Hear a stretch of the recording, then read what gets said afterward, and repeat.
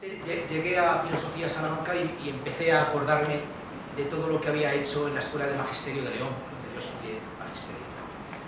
Y empecé a entender la importancia que tiene enfrentarse a un aula de jóvenes, de chicos de secundaria, de chicos de bachillerato, con elementos, con técnicas, con recursos que los compañeros que solo estudiaron filosofía no tenían. De hecho, muchos de estos compañeros han aborrecido la tarea de enfrentarse cada día a la educación del instituto, y en cambio yo sigo disfrutando. Y sigo disfrutando porque siempre elegí dar las clases de ética, y cuando se creó la asignatura de Educación para la Ciudadanía, dar la educación para la ciudadanía. Y llevo, pues este es el 5º año, si no recuerdo mal, que en Castilla y León se implantó la asignatura, y en segundo de la ESO estoy dedicado a esta tarea junto con Filosofía y Ciudadanía, que se llama la asignatura de primero de bachillerato, e Historia de la Filosofía en segundo de bachillerato.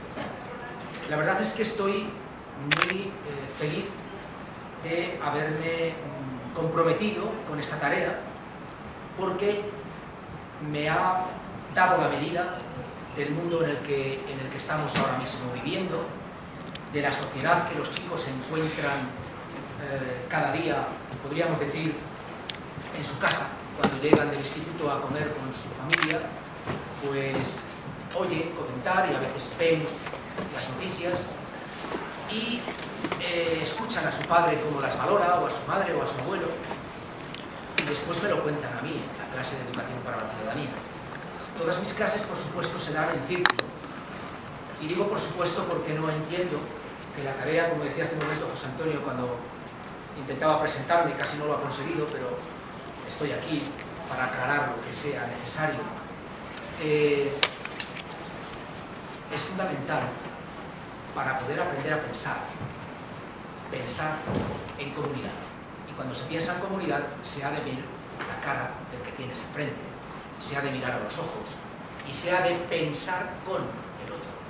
De hecho, el programa Aprender a Pensar de Matthew Lipman, Filosofía para Niños, que seguro alguno habéis oído en alguna ocasión, está detrás de la metodología que yo empleo en mis clases desde hace nada más 27 años, y me ha permitido, por qué no decirlo, interesar a mis alumnos desde el comienzo del curso hasta que éste acaba.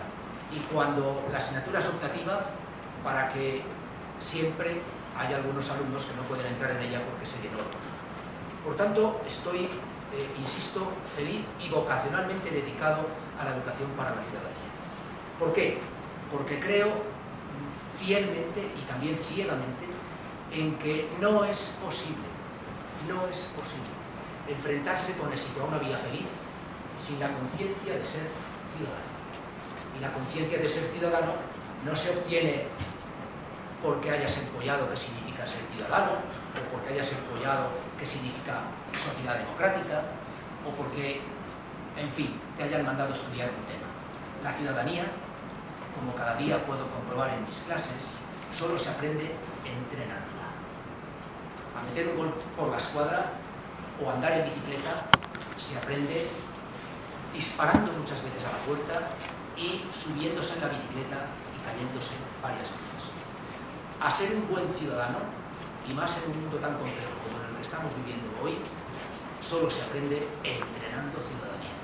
Uno de los objetivos primeros que yo he conseguido, o que estoy consiguiendo estos últimos años, y que ahora estoy evaluando con mis alumnos, esta mañana he tenido que dar clase antes de coger el AVE en Valladolid, y las 2 primeras horas que tuve fueron con segundo B y segundo C, Ciudadanía, Educación para la Ciudadanía. Y les he preguntado cuál era el objetivo que teníamos previsto para diciembre. Me dijeron, ya nos acordamos, que seamos capaces de escucharnos. Qué objetivo tan extraño, ¿verdad? Pues no aparecen los currículos oficiales de ningún ministerio o consejería educativa. Pues mirad, sentar a chicos de 14 años, 15, en torno, vemos los pupitres, las mesas, esas que tienen todas 40 años, 40 años, imaginaos, le damos la vuelta casi como en la película donde se sentaban a jugar, era la colmena, que resulta que eran lápidas de un cementerio, ¿no? Donde jugaban la reunión, donde hablaba de educación, es una forma de derecho aquí, ¿os acordáis de la anterior película? ¿Es la colmena? Es la colmena, ¿verdad? Bueno, pues leyeron por debajo de esas mesas de jugar a dominó, que eran de mármol, que había inscripciones que ponían RIP, o sea, eran lápidas que la dueña del café había aprovechado para hacer mesas de su bar, ¿no? En la colmena está. Pues nosotros le damos la vuelta a las sillas para entender de dónde venimos, educativamente hablando, en este país, y las mesas las hizo el gobierno de Franco, o sea, la dictadura franquista. Y yo, claro, les pregunto a los chicos qué os parece que eran o cómo vivían los ciudadanos cuando fabricaron estas mesas, que todavía estamos utilizando nosotros. ¿Cómo eran aquellos ciudadanos? ¿Habéis preguntado a vuestros padres? Quizás eran todavía demasiado jóvenes, o vuestros abuelos. ¿Eran ciudadanos? ¿Seguro? Y por ahí empezamos. Empezamos a hablar de ciudadanía por el contexto social que permite, como antes muy bien en la presentación nos decía Victorino Mayoral, que permite ser ciudadanos o no. ¿Cuándo somos ciudadanos? Cuando vivimos en una sociedad democrática. Si no, no somos ciudadanos. Ellos no saben si son o no son ciudadanos. ¿Y cómo les enseño yo a ellos a valorar, a entender, a comprender y por tanto a vivir como ciudadanos? Pues ya veis, apenas entrenando la tarea de escucharnos. ¿Veis cómo es la relación de unos alumnos de 12, 13, 14 años en los pasillos, en el patio? ¿Sabéis cuándo se escuchan? Bueno, cuando se escuchaba, ahora ya prácticamente todo el mundo está atento a otra cosa. Por supuesto, los móviles están prohibidos en el aula, pero todavía no en los pasillos, ni en el patio, en definitiva, en los lugares comunes. Así que apenas si hay una comunicación normalizada, no están entrenados para escucharse, cuanto menos para construir un argumento a partir de lo que el otro dijo. Por favor, qué complicación tan extraña. Pero si ese es un pelao y el otro es no sé cómo y el otro... Bueno, pues esta mañana hemos valorado y evaluado que ya nos escuchamos. Por favor, es un objetivo maravilloso, porque tenemos otro objetivo más ambicioso para todo el curso, y que se llama, el objetivo, dejar de ser idiotas. Claro, cuando yo les planteé este objetivo, me miraban estupefactos. Joaquín, totalmente revolucionario. Joaquín, ¿cómo es posible que nos insultes de esa manera? Le digo, bueno, podéis decírselo a vuestro padre, igual me abren un expediente ya para variar. No pasa nada, no os preocupéis. Ya boicotearon, como decía antes José Antonio, algo habías oído y no estabas desencaminado. Me habían propuesto para ser el director, pero lógicamente no pude ser el director porque el director provincial se vio impedido de firmar mi nombramiento porque el cargo político, o sea, el jefe de personal, impedía que un personaje como yo dirigiera esto. Es uno de las medallas, no sé si la notáis desde ahí, desde tan lejos, la llevo aquí puesta. Pero bueno, no os preocupéis, encontraréis de estas cosas en el mundo educativo cada poco. No es posible hablar de ciudadanía, no es posible hablar de educación neutral. Vais a ser profesores, la mayoría de vosotros, o maestros, y muchos estaréis pensando que queréis ser profesores para todos y para todas, y por supuesto democráticos. Pero hay una cosa bastante clara: la tarea educativa no es una tarea neutral. No, neutrales seguramente sean los hongos, neutrales serán los del alma vegetativa, que yo les cuento a los chicos cuando les hablo de Aristóteles, que a mí me decían que en la universidad ahora hay más almas vegetativas que racionales, porque no se veía demasiada actividad ni demasiado compromiso entre sus alumnos. Estoy seguro que no es así, porque este país seguramente, yo sí lo creo, tiene la generación y la juventud mejor y más formada que nunca ha conocido este país. ¿Qué le pasa entonces a la generación de la que vosotros formáis parte y que de alguna manera también estáis adquiriendo el compromiso de seguir formando en los años sucesivos. Seguramente pasa que el entorno y el contexto social, cultural y, por qué no decirlo, moral, inhibe vuestra participación, os confunde, como confundidos estamos casi todos por lo que nos está pasando en este país. ¿Qué ocurre? Que yo no me escaqueo, yo me siento corresponsable de lo que está pasando. Yo me siento parte de lo que estoy viviendo. Y estoy seguro que si hoy vivimos en esta especie de postración casi lamentable desde el punto de vista intelectual y moral, es porque no supimos entender lo que venía, o no supimos entender lo que nos estaba pasando. Pero hay una cosa bastante clara. Ser un buen ciudadano, se lo digo a los alumnos cada poco, sobre todo en bachillerato, que ya tienen un poquito más de conciencia de lo que pasa, significa hacerse cargo de lo que nos pasa. Y hacernos cargo, esa expresión que recuerdo yo aprendí de un catedrático glorioso que tuve en la facultad en Salamanca, se llamaba Bernardino Orio de Miguel, estaba en Extremadura. ¿Ha sido profesor Bernardino tuyo? Pues esa expresión, hacernos cargo de lo que nos pasa, en mí, provocó un regocijo intelectual importantísimo, porque era poner con palabras aquello en lo que yo andaba. Ser capaz de nombrar, me pasa a veces con Sabater, que casi siempre tiene el ejemplo preciso para encender una luz allí donde los demás estamos confundidos. Eso lo enseño a mis alumnos cuando estos años atrás, vosotros lo habéis oído porque es inevitable, de hecho se está cometiendo ahora mismo en este país una reforma educativa importante que ha tenido como piedra de toque la polémica sobre la educación para la ciudadanía y los derechos humanos. Claro, los que hemos estado ahí viviendo esta situación nos hemos encontrado muchas veces superados y estupefactos de por qué esto se estaba tratando como se estaba tratando, porque el problema no es que fuera un falso problema, alguien creó un problema real, pero sobre presupuestos falsos, sobre premisas erróneas. Las proposiciones estaban equivocadas. Y una de las proposiciones la esgrimió el ministro Wert cuando presentó su nueva ley, su propuesta, diciendo que había que evitar que se adoctrinara en el aula, ¿no? Y educación para la ciudadanía suponía un adoctrinamiento. Bueno, este es un libro de educación para la ciudadanía del año 1928. 1928. Ahora quiero ya que participemos todos un poquito más. Os voy a leer el prólogo para invitaros a hacer una reflexión que creo muy pertinente. Y esto es un libro de educación para la ciudadanía de hace 4 años que publicó la editorial Laberinto y que algunos compañeros de la Fundación Fibes y de la Liga contribuyeron a elaborar.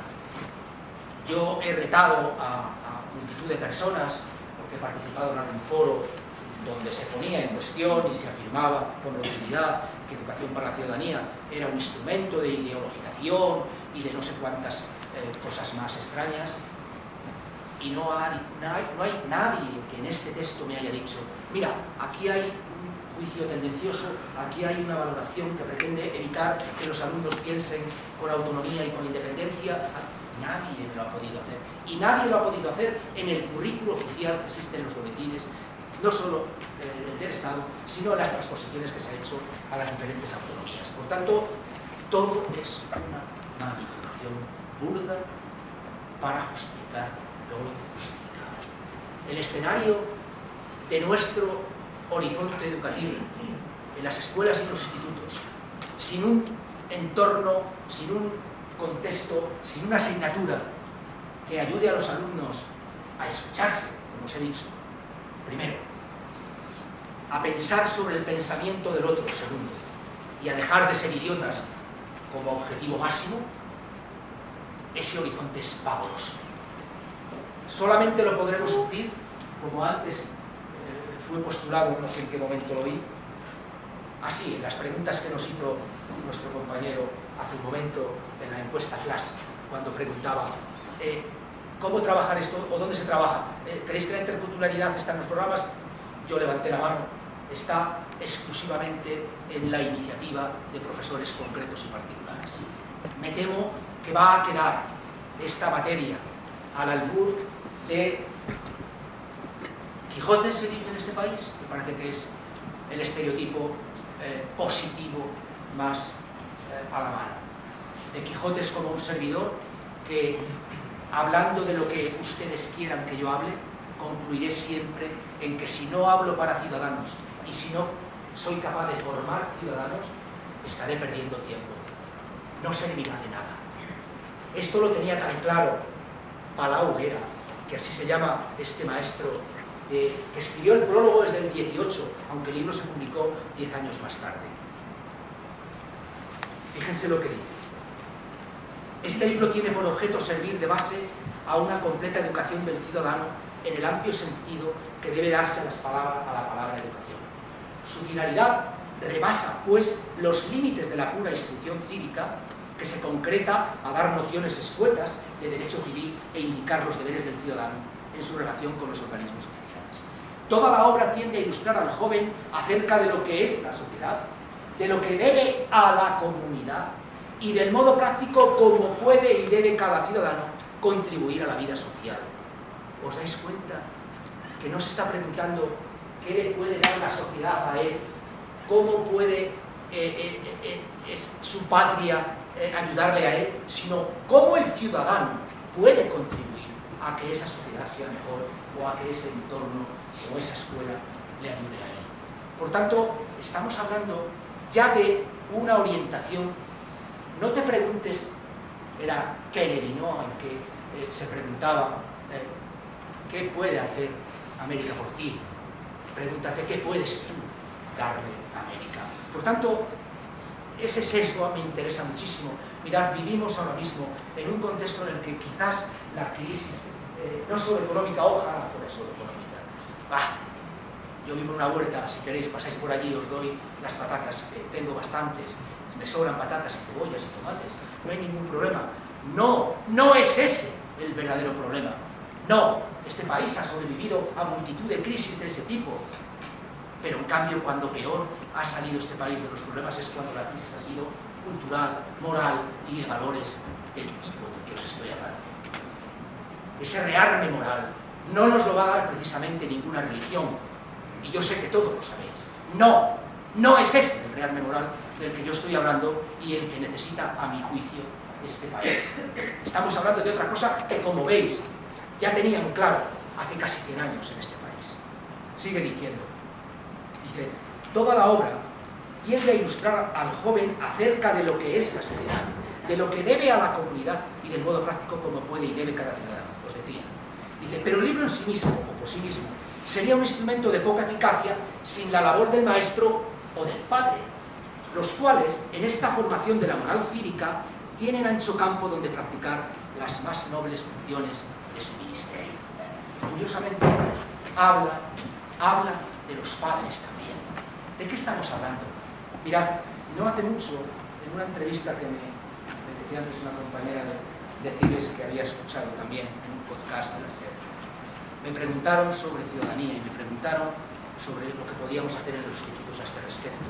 Y les dije que podíamos hacer bastantes cosas, pero seguramente ineficaces o bastante estériles si no teníamos ayuda de los padres. Tenemos un serio problema. Y vosotros, como maestros futuros, profesores de mañana, tenéis también un hándicap muy serio.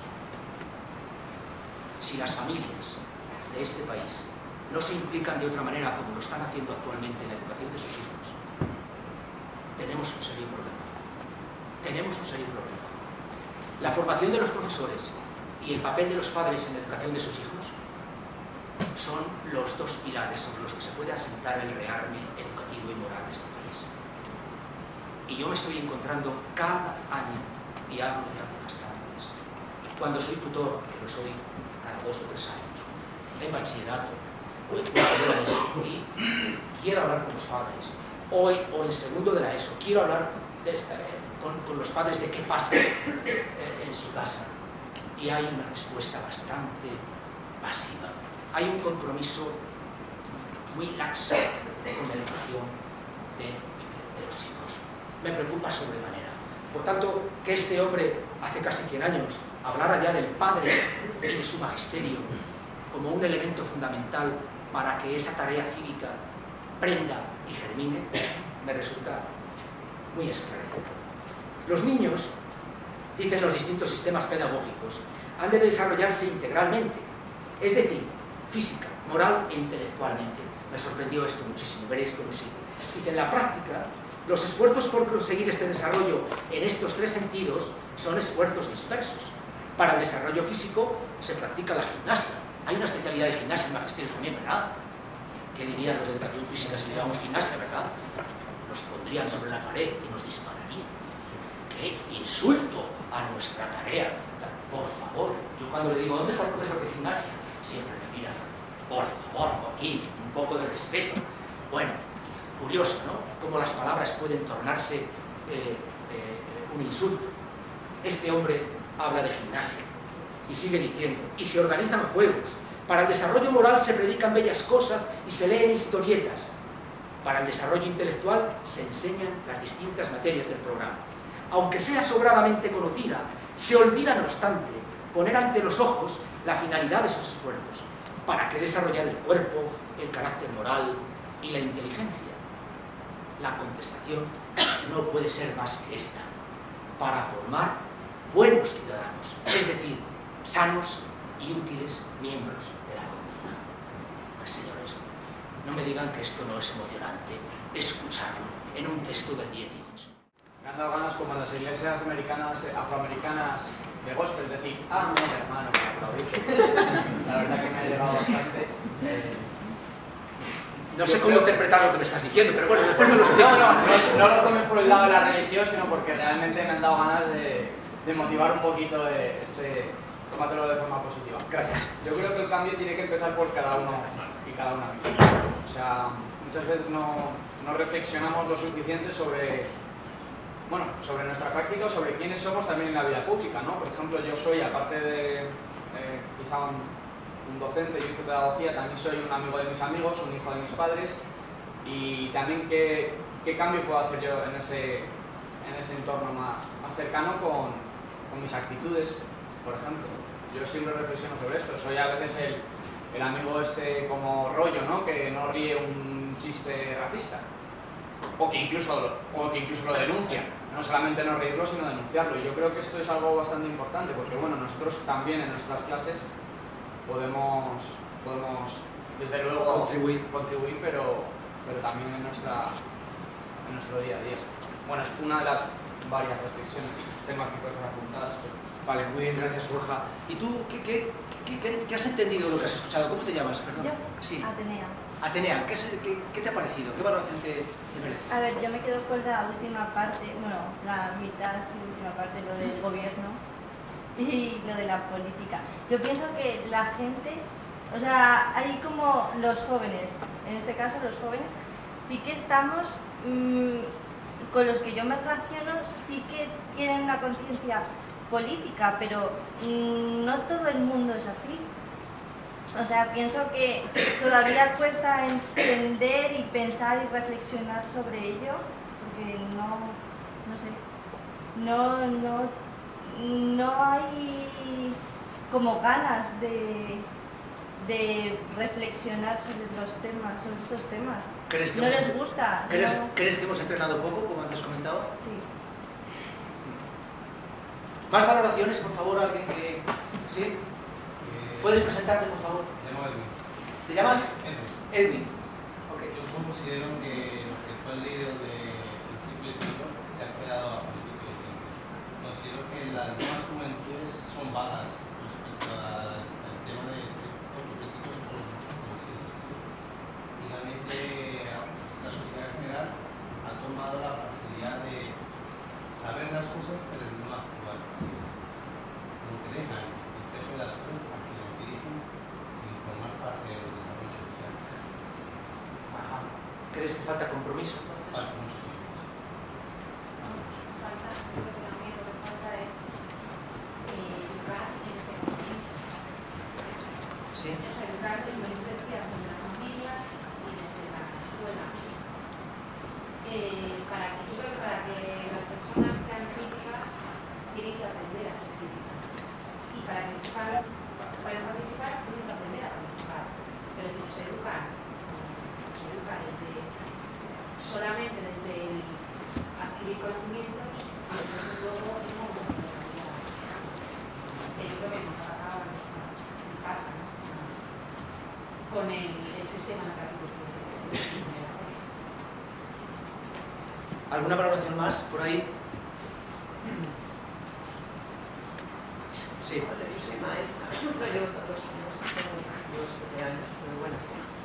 Una cosa que me ha gustado mucho lo de que no se puede ser neutral como un profesor casado. Y es verdad que se oye muy mal. Sí. Puedes mirar para... Perdón, es que estoy... Vale, estás un poco afónica. Que me ha gustado mucho lo de que no se puede ser neutral. Como profesor no se puede ser neutral, tú puedes tener, cada uno tiene su bagaje anterior, tiene su formación, pues y cada uno puede tener unas ideas u otras. Pero es verdad que, aparte de que estamos hablando del proyecto de educación o de la ley de educación y todo eso, es verdad que entre el profesorado hay una cierta pasividad o una cierta... Bueno, yo no voy a hablar de esto. Tengo una compañera que, al decirlo de Don Quijote, ella siempre que entra en el colegio, que nos reunimos todos los profesores en la entrada, vamos entrando y tal, siempre llega con el periódico.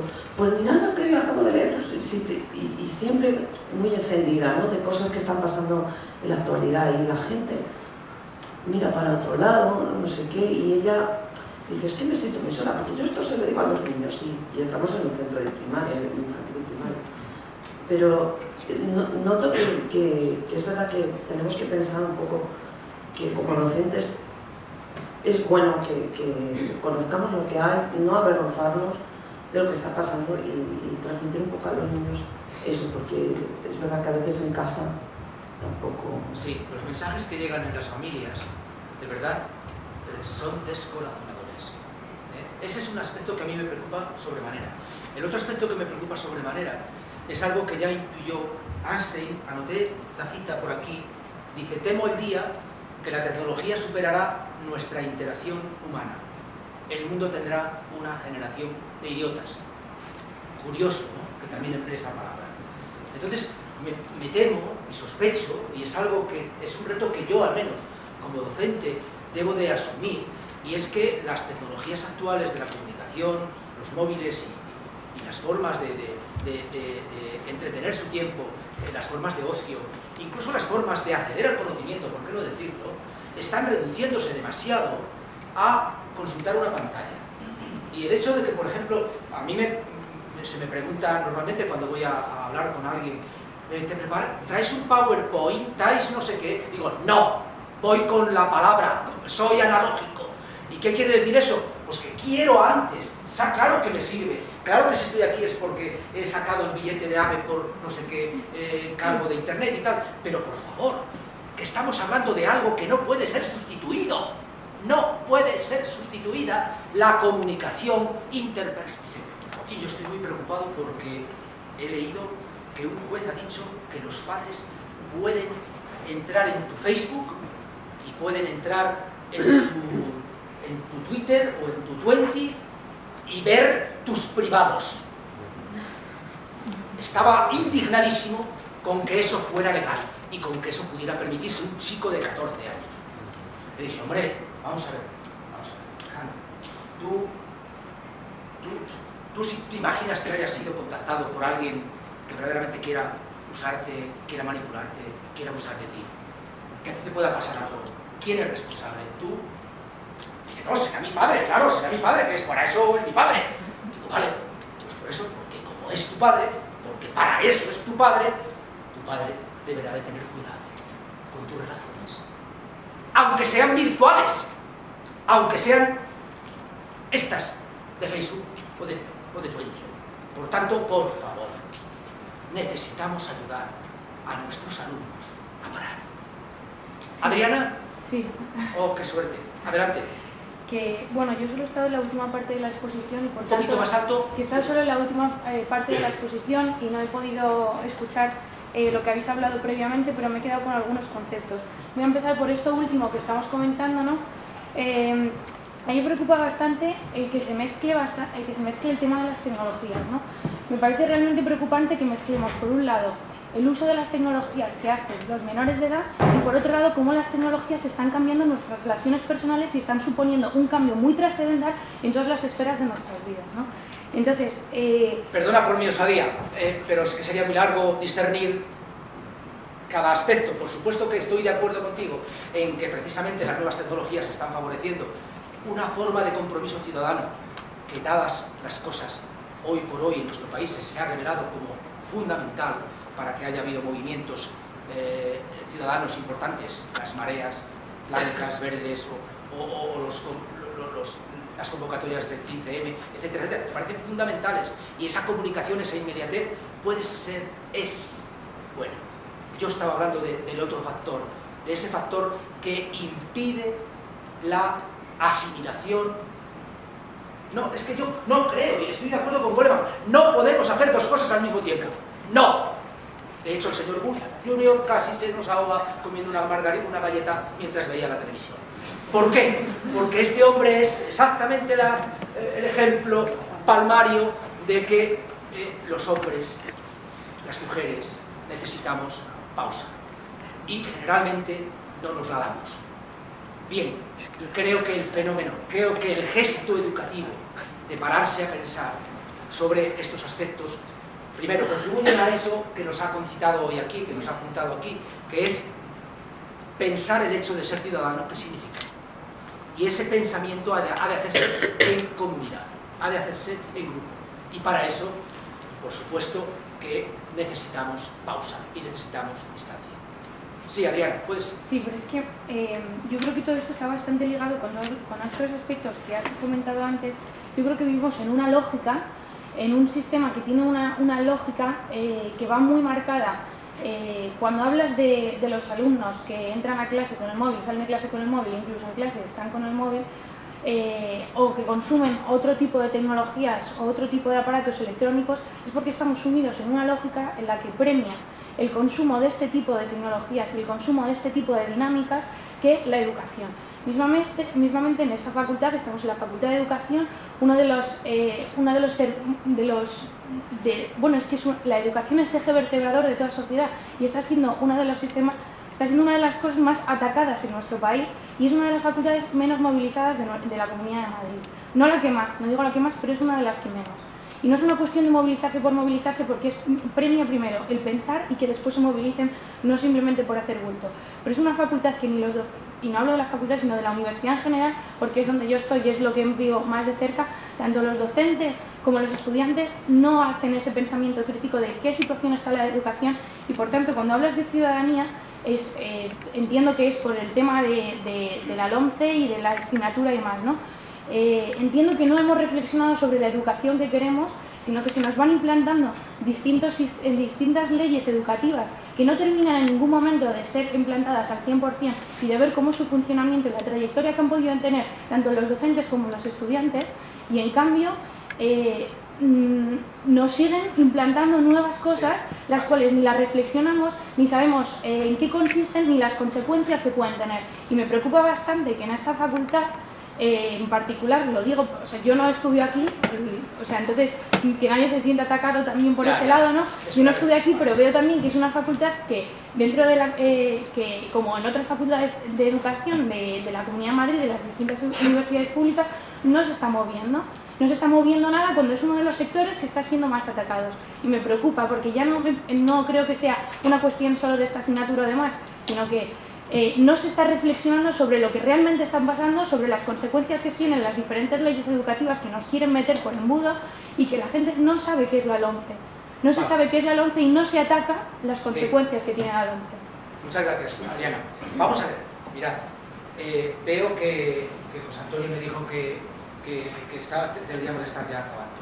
Mirad, me preocupa un poquito, pero bueno, como estamos ya dialogando, una cosa, mirad, Kant escribió un libro titulado La paz perpetua.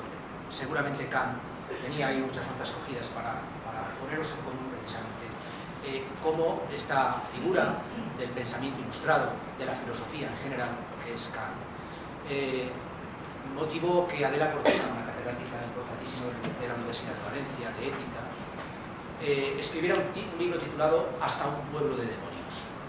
Este título tan original está entresacado precisamente de un párrafo de La paz perpetua de Kant, que alude a cómo ese concepto de insociable sociabilidad del hombre, curioso, ¿verdad?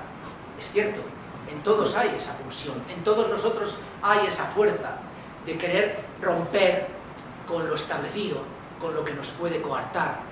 Por eso somos insociables, pero al tiempo necesitamos de la sociedad, necesitamos, y más ahora estamos todos ansiosos porque perdemos el estado del bienestar, necesitamos de ese contexto social que nos ampare y nos dé seguridad. Bueno, pues dice exactamente, es verdad que el individuo lerdo y mostrenco, que trata de acaparar abiertamente todos los bienes posibles, puede acabar produciendo rechazo social, y por eso muestra un individuo mayor inteligencia si calibra en los casos concretos que le conviene hacer para obtener un beneficio que no se limite a bienes materiales, sino que incluya ventajas intangibles, como la tranquilidad, la autoestima y el buen nombre social, aspectos sumamente apreciables que busca cualquier ser racional. Mejor es, pues, el individualismo inteligente o ilustrado que el lerdo, incluso para el bien del conjunto de la sociedad. Por eso, Kant decía que hasta un pueblo, que incluso un pueblo de demonios, sin sentido de la justicia, estaría interesado en construir, por ejemplo, un Estado de Derecho, siempre que estos demonios fueran racionales.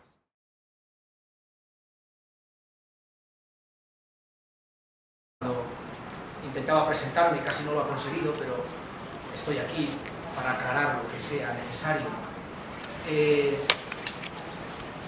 Es fundamental para poder aprender a pensar en comunidad. Y cuando se piensa en comunidad, se ha de ver la cara del que tienes enfrente, se ha de mirar a los ojos y se ha de pensar con el otro. De hecho, el programa Aprender a Pensar de Matthew Lipman, Filosofía para Niños, que seguro alguno habéis oído en alguna ocasión, está detrás de la metodología que yo empleo en mis clases desde hace nada más de 27 años y me ha permitido, por qué no decirlo, interesar a mis alumnos desde el comienzo del curso hasta que este acabe. Y cuando la asignatura es optativa, para que siempre haya algunos alumnos que no pueden entrar en ella porque se llenó. Por tanto, estoy, insisto, feliz y vocacionalmente dedicado a la educación para la ciudadanía. En León se implantó la asignatura y en segundo de la ESO estoy dedicado a esta tarea junto con Filosofía y Ciudadanía, que se llama la asignatura de primero de bachillerato, e Historia de la Filosofía en segundo de bachillerato.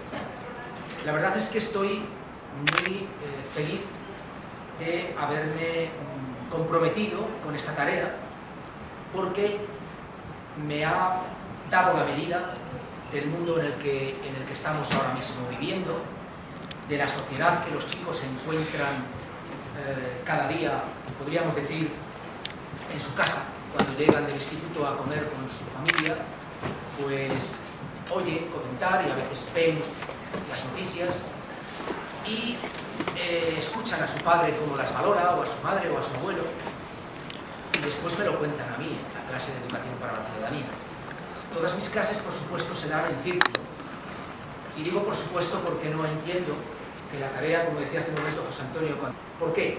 Porque creo fielmente y también ciegamente en que no es posible enfrentarse con éxito a una vida feliz sin la conciencia de ser ciudadano. Y la conciencia de ser ciudadano no se obtiene porque hayas empollado qué significa ser ciudadano, o porque hayas empollado qué significa sociedad democrática, o porque, en fin, te hayan mandado estudiar un tema. La ciudadanía como cada día puedo comprobar en mis clases, solo se aprende entrenándola. A meter un gol por la escuadra o andar en bicicleta se aprende disparando muchas veces a la puerta y subiéndose en la bicicleta y cayéndose varias veces. A ser un buen ciudadano, y más en un mundo tan complejo como en el que estamos viviendo hoy, solo se aprende entrenando ciudadanía. Uno de los objetivos primeros que yo he conseguido, o que estoy consiguiendo estos últimos años, y que ahora estoy evaluando con mis alumnos esta mañana, he tenido que dar clase antes de coger el AVE en Valladolid, y las dos primeras horas que tuve fueron con segundo B y segundo C, ciudadanía, educación para la ciudadanía. Y les he preguntado cuál era el objetivo que teníamos previsto para diciembre.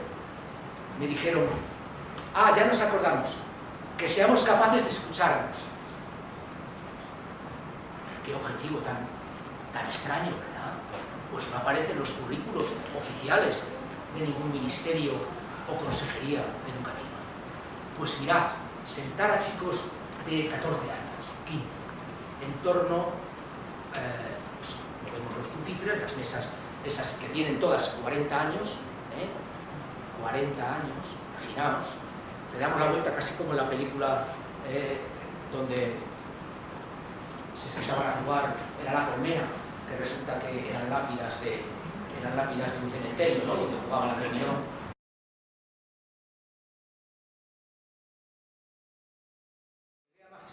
Llegué a Filosofía Salamanca y empecé a acordarme de todo lo que había hecho en la Escuela de Magisterio de León, donde yo estudié Magisterio.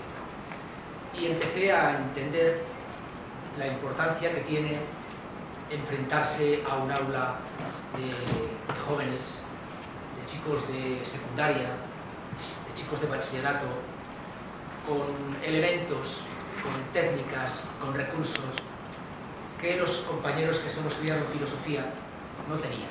De hecho, muchos de estos compañeros han aborrecido la tarea de enfrentarse cada día a la educación del instituto, y en cambio yo sigo disfrutando. Y sigo disfrutando porque siempre elegí dar las clases de ética, y cuando se creó la asignatura de Educación para la Ciudadanía, dar la Educación para la Ciudadanía. Y llevo, pues este es el 5º año, si no recuerdo mal, en castellano.